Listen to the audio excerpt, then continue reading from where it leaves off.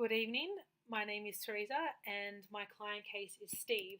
Steve is a 50-year-old man who has a shy nature, which he reverts back to having an authoritarian, strict father and a mother who was very overprotective. Upon encountering Steve, he showed signs of high level of anxiety and expressed his struggles with um, with intimate relationships, saying that his last relationship was in his 20s. He states that he is a trade worker and believes that he is a very hard worker, as he states he has perfectionism and is able to manage socially due to this structured environment. Steve disclosed that a few years ago he became a full-time carer for his ill mother, which led him to live a restricted and avoidant lifestyle.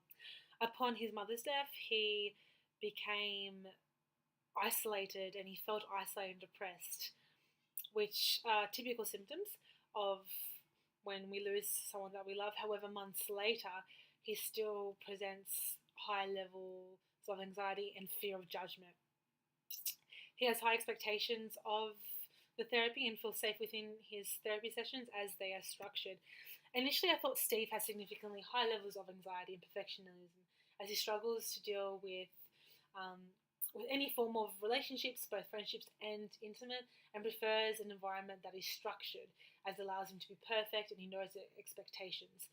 He presents himself as a very rigid individual who doesn't like change, and to me, he displays symptoms of an avoidant personality type as he shows patterns of social inhibition and describes himself as being shy and isolated, and describes himself as feeling shy and anxious and isolated during his early adulthood.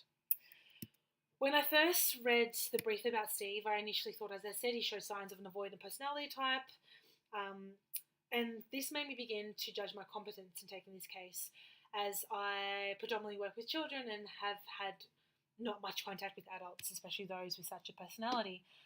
This made me feel very nervous and worried that potential counter-transference of would occur, as I have experienced firsthand what it's like to have anxiety, and I too have been a long time carer of a family member.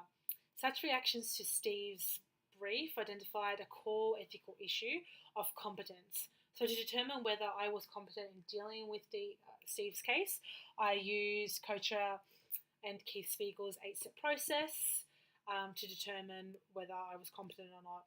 So in this ethical process, the first step is to identify whether it is an ethical issue or an unethical issue, and then the second step is to look at guidelines, ethics, and laws to see whether or not you are competent or not. Looking at the APS Code of Ethics and APS Ethical Guidelines, under competence, it states that psychologists are to only provide psychological service within the boundaries of the professional competence, which includes training and education and knowledge. I do not meet that criteria. Regarding countertransference, the APS Ethical Guidelines states that we need to ensure that our emotional, mental, and physical states do not impair our judgment and our ability to provide a competent psychological service. Thus, that ethical issue does arise too.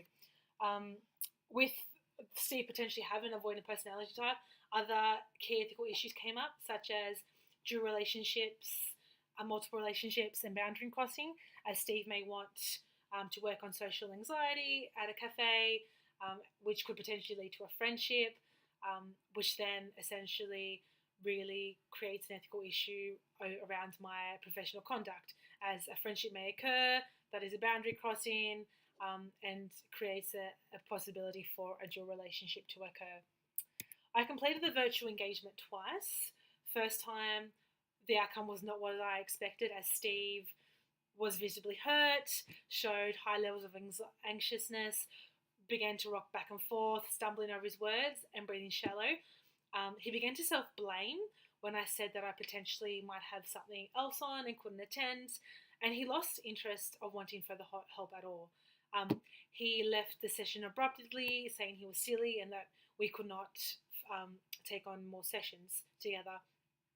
On the second engagement, as opposed to straight away telling Steve that, ethical guidelines say this, this, and this, when Steve said he was ashamed that I couldn't attend the um, book signing, I said to Steve, sorry, unfortunately, our time's up, and consulted Elise, who suggested that I look at the code of ethics for multiple relationships, and within the next session, I explained to Steve that the client-patient boundaries.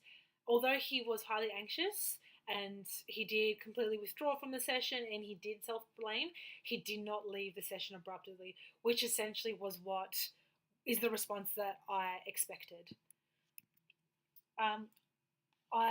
Upon having completed the virtual engagement twice and having reflected upon my first approach and changing it upon my second approach, I learned that you must be very careful on how we approach individuals who present with anxiety and potentially an avoidant personality type. I think shutting Steve down straight away and saying, no, I can't come, I've got something on, was a big rejection in Steve's eyes. And in all honesty, I did not take into consideration the possibility of, Steve having a sensitive personality, and he was very insensitive on me. So a key learning point that I've taken from this is that I must be more sensitive when dealing with individuals, as well as I need to be more reflective in the moment as opposed to be reflecting on the moment. Another key thing that I learned is that giving clients time to process a decision and by following the ethical guidelines, better outcomes can be achieved. This experience has also made me think about how I would actually respond in vivo and how I must be careful on the way I approach a situation. As individuals who suffer from anxiety and who feel rejected quite easily take things on to heart, and the situation can be escalated. So essentially, different responses create different reactions, I learned, and I need to be careful in the way I approach a situation and use the words and process I use to overcome issues. If we use Kocher and Keith Siegel's 8-step process ethical framework, my competence as a psychologist to deal with Steve would create an ethical issue, as I don't have the appropriate training. I may experience counter-transference, and I may disclose personal experiences of having anxiety, which essentially is a crossing of boundaries. I, as a professional, have the right to decline the offer, explain the client-patient ethical guidelines and boundaries, and have the responsibility to make sure that my clients receive best practice. And for me to ensure Steve receives best practice, that would be, approaching Steve and saying, hi, I might think, in a sensitive way that you should see Dr. Sarah, for instance, who has more experience in this. Although Steve may, feel rejected by me passing him on to another colleague, he would get best practice. However, if I were to keep the case, I would need to, despite my incompetence, I will need to seek weekly supervision and from a colleague and further training with adults. However, I don't think this really strongly reflects best practice. However, it would allow Steve to continue seeing me, who he feels comfortable with, and avoids Steve feeling rejected. Although Steve will feel rejected, I honestly would prefer to refer him onto a more experienced colleague, as I do not feel as though I will be performing best practice when I am incompetent.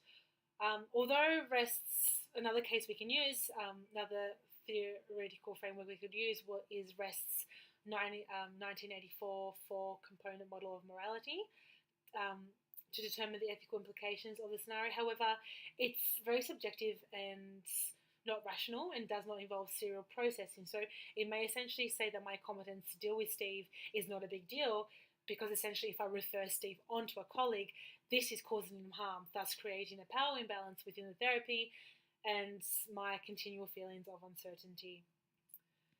In essence, the way in which we deliver a response and information is a crucial element that must be considered and remembered in all future cases. For future similar cases, reading nonverbal cues of discomfort and anxiety would be beneficial so that I do not inadvertently offend or make a client feel uncomfortable, as well as taking the time to reflect in the moment and not go down the ethical framework trees straight away. I would also continue, um, if I were to continue seeing clients, I would need to, like adult clients, I would need to gain further professional developments in our counselling and weekly supervision with a colleague to make sure that I am competent in my work. This case has also shown me that ethical decision making processes are not easy. The responses that you provide a client, although abiding by the ethical guidelines, can cause greater harm to the client. Thus, one must be more sensitive and respective in such situations. Lastly, clearer expectations relating to what a psychologist can and cannot do need to be explained more explicitly at the initial intake appointments, and where necessary reminded at of the duties and responsibilities that a psychologist has.